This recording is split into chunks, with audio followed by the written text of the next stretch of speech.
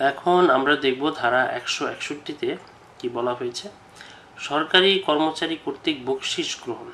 আচ্ছা, যে কোনো বর্ণনার কারাদণ্ড যার মেয়াদ 3 বছর পর্যন্ত হতে পারে বা জরিমানা দণ্ড বা উভয়বিধ দণ্ডে দণ্ডিত হবে।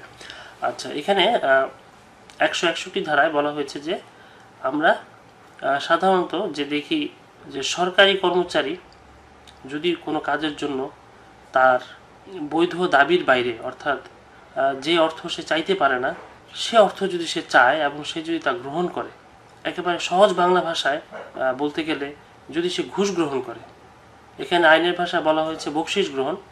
তো আমরা বকশিশ গ্রহণ এটি আইনের ভাষায় লেখা রয়েছে, আমরা শিখব আসলে যেটি সমাজে প্রচলিত, অর্থাৎ ঘুষ গ্রহণ। সরকারি কর্মচারী সে যদি ঘুষ গ্রহণ করে কোনো কাজ সে করে, তাহলে এই যে সে ঘুষ গ্রহণ করলো, এই ঘুষ গ্রহণের জন্য তার শাস্তি হবে। তো সেই শাস্তি কীরকম হবে? শাস্তি হবে যে কোনো বর্ণনার কারাদণ্ড যার মেয়াদ 3 বছর পর্যন্ত হতে পারে। এখানে যে কোনো বর্ণনা বলতে আমরা বুঝব যে ম্যাক্সিমাম 3 বছর পর্যন্ত যে কোনো বর্ণনা, অর্থাৎ সেটি সশ্রম বা বিনাশ্রম হতে পারে, অথবা 3 বছর এর ভিতরে যে কোনো মেয়াদের হতে পারে, কিন্তু 3 বছরের উপরে হবে না, এবং তার সাথে জরিমানা দণ্ড হতে পারে। এখানে বলা আছে যে বা জরিমানা দণ্ড, অর্থাৎ 3 বছরের কারাদণ্ড হতে পারে অথবা শুধু জরিমানা হতে পারে, আবার উভয়বিধ দণ্ডেও দণ্ডিত হতে পারে। তারপরে বলা হয়েছে ধারা 170-এ সরকারি কর্মচারীর ছদ্মবেশ, অর্থাৎ ছদ্মবেশ যদি ধারণ করে, অর্থাৎ কোনো সাধারণ ব্যক্তি যে কিনা সরকারি কর্মচারী না, অর্থাৎ সরকারি চাকরি সে পায়নি, সরকারি চাকরি সে করছেও না, কিন্তু সে যদি নিজের পরিচয় দেয় যে সে আসলে সরকারি কর্মচারী, এবং এরকমটি পরিচয় দিয়ে সে যদি কোনো লোকের কাছ থেকে কোনো কাজ নেয় বা কোনো কাজ করে দেয়, সেক্ষেত্রে এই বিষয়টি কি বলা যাবে যে সে সরকারি কর্মচারীর ছদ্মবেশ ধারণ করেছে। তো যদি কেউ এই কাজটি করে, তাহলে তার শাস্তি হবে যে কোনো বর্ণনার কারাদণ্ড যার মেয়াদ 2 বছর পর্যন্ত হতে পারে, বা জরিমানা দণ্ড বা উভয়বিধ দণ্ডে দণ্ডিত হবে। আমরা ধারা 161-তে দেখলাম 3 বছর পর্যন্ত হতে পারে, আর 170 হচ্ছে 2 বছর পর্যন্ত হতে পারে। এখানে আমরা 161 এবং 170 ধারা আমরা অত ডিটেইলস শিখব না। আমরা যতটুকু কনসেপ্ট গ্রো করার জন্য যতটুকু আমাদের শেখা দরকার আমরা ঠিক ততটুকুই শিখব। এখানে আমাদের চেয়ে বেশি শেখার আপাতত প্রয়োজন নাই। আমরা দণ্ডবিধির যতগুলো ধারা রয়েছে আমরা সেখান থেকে বেছে বেছে মোটামুটি যে ধারাগুলো আমাদের না শিখলেই নয়, সেই ধারাগুলো আমরা আগে শিখে ফেলব। তারপরে যদি প্রয়োজন হয় আমি যে ধারাগুলো আলোচনা করিনি সেই ধারাগুলো আলোচনা করব, এবং প্রয়োজনে আরও ডিটেইলস তথ্য আমি সরবরাহ করব। এখন আমরা যতটুকু শিখলাম অতটুকুই চলবে। তারপরে ধারা 191-তে বলা হয়েছে মিথ্যা সাক্ষ্যদান। আমরা সাক্ষ্য আইনে শিখে এসেছি আসলে সাক্ষ্য বিষয়টা কি, কেন সাক্ষ্য প্রদান করা হয়। তো দণ্ডবিধিতে 191 ধারা আমরা এখানে শিখব যে মিথ্যা সাক্ষ্যদান, অর্থাৎ যদি মিথ্যা সাক্ষ্য কেউ প্রদান করে তাহলে কি ঘটতে পারে সেই বিষয়ে আমরা ধীরে ধীরে শিখব। আগে আমরা শিখি যে মিথ্যা সাক্ষ্য বিষয়টি কি। এখানে বলা হয়েছে মিথ্যা জেনে কোনো উক্তি বা বিবৃতি মৌখিকভাবে বা অন্য কোনোভাবে প্রদান করাকে মিথ্যা সাক্ষ্য বলা হয়। অর্থাৎ কোনো ব্যক্তি সে একটি উক্তি প্রদান করলো, অথবা মৌখিকভাবে সে কিছু বক্তব্য প্রদান করলো, অথবা অন্য কোনোভাবে সে কোনো কিছু প্রকাশ করলো, কোনো তথ্য দিল বা কোনো ইনফরমেশন সে প্রকাশ করলো, কিন্তু সে যেই বিষয়টি সে প্রকাশ করেছে, যা সে প্রদান করেছে, সে জানে এই বিষয়টি সম্পূর্ণ মিথ্যা। অর্থাৎ মিথ্যা জেনে সে কোনো বিষয় যদি প্রকাশ করে, কোনো তথ্য প্রদান করে, তাহলে এই বিষয়টিকে দণ্ডবিধিতে মিথ্যা সাক্ষ্য বলা হয়েছে। একটি উদাহরণ যদি আমি আলোচনা করি আরও পরিষ্কার হবে। শামীমা সত্য কথনের জন্য কোনো হলফ বলে বাধ্য হয়ে এই মর্মে বিবৃতি দান করে যে তাপস কোনো এক বিশেষ দিনে কোনো বিশেষ জায়গায় উপস্থিত ছিল, যদিও সে উক্ত বিষয়ে কিছু জানে না। তাপস উল্লিখিত দিনে উপস্থিত থাকুক বা না থাকুক, শামীমা মিথ্যা সাক্ষ্য দিয়েছে। খুবই মজার এবং খুব সহজ একটি উদাহরণ। এখানে বলা হয়েছে যে শামীমা সত্য কথনের জন্য কোনো হলফ বলে বাধ্য হয়ে। এই বিষয়টি হচ্ছে আমরা যখন আদালতে যাই, আদালতে গেলে আপনারা দেখবেন যে কোনো ব্যক্তি যখন সাক্ষ্য প্রদান করে, সাক্ষ্য প্রদান করার আগে কাঠগড়ায় দাঁড়িয়ে সে হলফ করে যে সে সত্য বলবে, সে মিথ্যা বলবে না। তো এরকম শপথ করা মানে হচ্ছে যে সে সত্য কথা বলার জন্য সে বাধ্য এবং সত্য কথা বলার জন্য সে হলফ করলো। তো শামীমা এরকমই একটি হলফ করেছে। তো হলফ করার পর সে বলেছে যে তাপস একটি বিশেষ দিনে একটি বিশেষ জায়গায় উপস্থিত ছিল, কিন্তু প্রকৃতপক্ষে সে এই বিষয়ে কিছুই জানে না। এখন তাপস সত্যি সত্যি সেখানে ওই দিনে উপস্থিত থাকুক বা না থাকুক, যেহেতু শামীমা না জেনে একটি তথ্য সরবরাহ করেছে, তাহলে সে সত্য বলেনি, সে মিথ্যাই বলেছে। সুতরাং এখানে শামীমার সাক্ষ্যকে বলা হবে মিথ্যা সাক্ষ্য। তারপর 192 ধারায় বলা হয়েছে মিথ্যা সাক্ষ্য উদ্ভাবন। কোনো ব্যক্তি কর্তৃক মিথ্যা অবস্থার অস্তিত্ব সৃষ্টি বা উদ্ভাবন করাকে মিথ্যা সাক্ষ্য উদ্ভাবন বলে।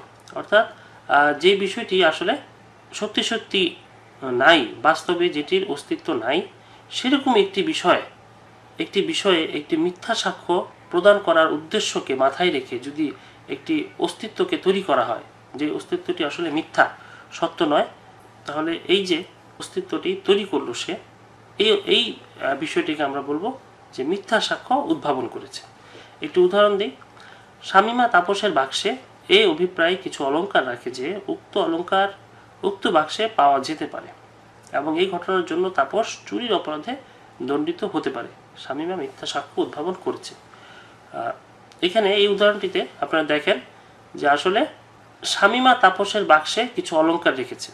এই যে অলঙ্কারটি রেখেছে, তাপস কিন্তু তার বাক্সে অলঙ্কার রাখেনি, রেখেছে কি শামীমা। তো শামীমা একটি উদ্দেশ্যকে সামনে রেখে সে কিছু অলঙ্কার তাপসের বাক্সে রেখে দিয়েছে। তার উদ্দেশ্য হচ্ছে যে এই বাক্সটি যদি কেউ সার্চ করে তাহলে এই অলঙ্কারগুলা তাপসের বাক্সে পাওয়া যাবে এবং তাপস দোষী হবে, কিন্তু তাপস কিন্তু কিছুই জানে না। তো এখানে এই যে একটি আর্টিফিশিয়াল পরিস্থিতির সৃষ্টি করা হলো, এই বিষয়টিকে বলা হবে যে শামীমা মিথ্যা সাক্ষ্য উদ্ভাবন করেছে। ধারা 193-তে বলা হয়েছে মিথ্যা সাক্ষ্যের শাস্তি। অর্থাৎ যে ব্যক্তি মিথ্যা সাক্ষ্য প্রদান করবে তার শাস্তি কিরকম হবে এখন আমরা দেখব। আমরা একটু আগেই পড়ে এসেছি মিথ্যা সাক্ষ্য বিষয়টি কি। তো সেই বিষয়টি যে সম্পাদন করবে তাকে এই শাস্তিগুলো দেওয়া হবে। বিচার বিভাগীয় মামলায় মিথ্যা সাক্ষ্য দিলে যে কোনো বর্ণনার কারাদণ্ড যার মেয়াদ 7 বছর পর্যন্ত হতে পারে দণ্ডিত হবে এবং তদুপরি জরিমানা দণ্ডেও দণ্ডিত হবে। আচ্ছা, এখানে বিচার বিভাগীয় মামলায় মিথ্যা সাক্ষ্য দিলে। আরেকটি হচ্ছে অন্য কোনো মামলায় মিথ্যা সাক্ষ্য দিলে যে কোনো বর্ণনার কারাদণ্ড যার মেয়াদ 3 বছর পর্যন্ত হতে পারে দণ্ডিত হবে এবং তদুপরি জরিমানা দণ্ডেও দণ্ডিত হবে। অর্থাৎ দুটি শাস্তি, দুই ধরনের শাস্তি। একটি হচ্ছে বিচার বিভাগীয় মামলায় যদি মিথ্যা সাক্ষ্য দেয় তাহলে তার অপরাধটি বেশি, দণ্ড হবে 7 বছর পর্যন্ত। আর যদি অন্য কোনো মামলায় মিথ্যা সাক্ষ্য দেয় তাহলে সেক্ষেত্রে হবে 3 বছর পর্যন্ত এবং দুটি কারাদণ্ডের সাথেই জরিমানা দণ্ডেও দণ্ডিত হবে। ধারা 194-তে বলা হয়েছে মৃত্যুদণ্ডে দণ্ডিত করার জন্য মিথ্যা সাক্ষ্যের শাস্তি। আচ্ছা, এইখানে বিষয়টি হচ্ছে যে মিথ্যা সাক্ষ্য যে প্রদান করবে তার তো অবশ্যই একটি উদ্দেশ্য থাকবে যে কেন সে মিথ্যা সাক্ষ্য প্রদান করছে। যে ব্যক্তি আসলে কোনো দোষ করেনি, কোনো অপরাধ করেনি, তাকে শুধু শুধু একটি শাস্তি প্রদান করার জন্য মিথ্যা সাক্ষ্যটি দেওয়া হয়ে থাকে। তো যদি এমন হয় যে কোনো ব্যক্তিকে মৃত্যুদণ্ডে দণ্ডিত করার জন্য, তাকে ফাঁসিতে ঝুলানোর জন্য এক ব্যক্তি মিথ্যা সাক্ষ্য প্রদান করেছে, যদি কোনো ব্যক্তি এরকমটি করে থাকে তাহলে তার শাস্তি হবে যাবজ্জীবন কারাদণ্ড বা অনধিক 10 বছর, যেটি অবশ্যই সশ্রম হবে, কারাদণ্ডে দণ্ডিত হবে। এখানে আমাদেরকে মনে রাখতে হবে উক্ত মিথ্যা সাক্ষ্যের দরুন কোনো নির্দোষ ব্যক্তির ফাঁসি হলে সেই ব্যক্তি মৃত্যুদণ্ডে বা উল্লিখিত অন্য কোনো দণ্ডে দণ্ডিত হবে। অর্থাৎ মৃত্যুদণ্ডে দণ্ডিত করার জন্য মিথ্যা সাক্ষ্য দেওয়া হয়েছে। তো যদি সেই ব্যক্তির মৃত্যুদণ্ড না হয় সেক্ষেত্রে তার যাবজ্জীবন কারাদণ্ড বা অনধিক 10 বছর সশ্রম কারাদণ্ড হবে। আর যদি এমন হয় যে মিথ্যা সাক্ষ্য প্রদান করার ফলাফল হিসেবে সে ব্যক্তির মৃত্যুদণ্ড হয়ে গিয়েছে, তাহলে সেক্ষেত্রে যে ব্যক্তি মিথ্যা সাক্ষ্য প্রদান করলো সেই ব্যক্তিও মৃত্যুদণ্ডে দণ্ডিত হবে, অথবা যদি বিচারক সাহেব তাকে অন্য কোনো দণ্ডে দণ্ডিত করে তাহলে সেই দণ্ডে সে দণ্ডিত হবে। তারপরে 195 ধারায় বলা হয়েছে যাবজ্জীবন কারাদণ্ড বা 7 বছর বা তদূর্ধ্ব কারাদণ্ডে দণ্ডিত করার জন্য মিথ্যা সাক্ষ্যের শাস্তি। যদি কোনো ব্যক্তি যাবজ্জীবন কারাদণ্ডে দণ্ডনীয় কোনো অপরাধ অথবা তদূর্ধ্ব 7 বছর দণ্ডনীয় অপরাধে যদি মিথ্যা সাক্ষী দেয় এবং উক্ত সাক্ষ্যের দরুন নির্দোষ কোনো ব্যক্তি সাজা হয়, তবে মিথ্যা সাক্ষ্যদানকারী সমপরিমাণ দণ্ডে দণ্ডিত হবে। আচ্ছা, খুব সহজ একটি বিষয়। আমরা একটু আগে পড়লাম যে মৃত্যুদণ্ডে দণ্ডিত করার জন্য যদি কেউ মিথ্যা সাক্ষ্য দেয় তাহলে তার কি হবে। আর 195 ধারায় বলা হয়েছে যে যাবজ্জীবন কারাদণ্ড অথবা 7 বছর অথবা 7 বছরের উপরে কোনো কারাদণ্ডের জন্য যদি কেউ মিথ্যা সাক্ষ্য দেয় তাহলে সেক্ষেত্রে যে ব্যক্তি এই সাক্ষ্য দিয়েছে সেই ব্যক্তিরও সমপরিমাণ শাস্তি হবে। অর্থাৎ যেই শাস্তির জন্য সে মিথ্যা সাক্ষ্য দিয়েছে, মিথ্যা সাক্ষ্য দেওয়ার পর সাক্ষীরও সেই সমপরিমাণ শাস্তি হবে। একটি উদাহরণ দিলে আপনারা বিষয়টি আরও সহজভাবে বুঝবেন। শামীমা তাপসকে ডাকাতির অভিযোগে দণ্ডিত করার অভিপ্রায়ে কোনো আদালতে মিথ্যা সাক্ষ্য দেয়। ডাকাতির শাস্তি হচ্ছে যাবজ্জীবন কারাদণ্ড বা জরিমানা দণ্ড সহকারে বা ব্যতি রেখে সশ্রম কারাদণ্ড, যার মেয়াদ 10 বছর পর্যন্ত হতে পারে, দণ্ডিত হবে। অতএব শামীমা অনুরূপ দণ্ডে দণ্ডিত হবে। অর্থাৎ ডাকাতির অভিযোগে দণ্ডিত করার জন্য শামীমা তাপসের বিরুদ্ধে মিথ্যা সাক্ষ্য দিয়েছে। এখন তাপস যদি ডাকাতির অভিযোগে শাস্তি পায় তাহলে শামীমাকেও ঠিক সেম শাস্তি পেতে হবে। ধারা 197-তে বলা হয়েছে মিথ্যা সার্টিফিকেট ইস্যু বা উহাতে স্বাক্ষরের শাস্তি। মিথ্যা সার্টিফিকেট ইস্যু বা উহাতে স্বাক্ষর করলে এইরূপ দণ্ডে দণ্ডিত হবে যেন সে মিথ্যা সাক্ষ্য দিয়েছে। আচ্ছা, মিথ্যা সার্টিফিকেট ইস্যু অর্থাৎ কোনো ব্যক্তি যদি জাল সার্টিফিকেট ইস্যু করে, জাল সার্টিফিকেট তৈরি করে, যে সার্টিফিকেটটি আসলে সত্য নয়, মিথ্যা, এই সার্টিফিকেটটি হতে পারে খুব সাধারণভাবে এসএসসি সার্টিফিকেট বা এইচএসসির বা গ্রাজুয়েশন সার্টিফিকেট। তো যেই সার্টিফিকেটই তৈরি করুক না কেন, যদি কোনো মিথ্যা সার্টিফিকেট ইস্যু করা হয় এবং উহাতে যদি স্বাক্ষর দেওয়া হয় তাহলে এই অপরাধটি হচ্ছে মিথ্যা সাক্ষ্য দেওয়ার সমান পরিমাণ অপরাধ। তারপর ধারা 198-তে বলা হয়েছে মিথ্যা জেনেও কোনো সার্টিফিকেট সত্য বলে ব্যবহারের শাস্তি। অর্থাৎ আমি জানি যে সার্টিফিকেটটি আসলে সত্য নয়, এটি জাল সার্টিফিকেট, মিথ্যা সার্টিফিকেট, এটা আমি জেনেও সেই সার্টিফিকেটটি আমি ব্যবহার করলাম। যদি কাজটি করি তাহলে কি হবে দেখি। মিথ্যা জেনেও কোনো সার্টিফিকেট সত্য বলে ব্যবহার করলে এরূপ দণ্ডে দণ্ডিত হবে যেন সে মিথ্যা সাক্ষ্য দিয়েছে। অর্থাৎ এই অপরাধটিও মিথ্যা সাক্ষ্য দেওয়ার সমপরিমাণ অপরাধ হবে।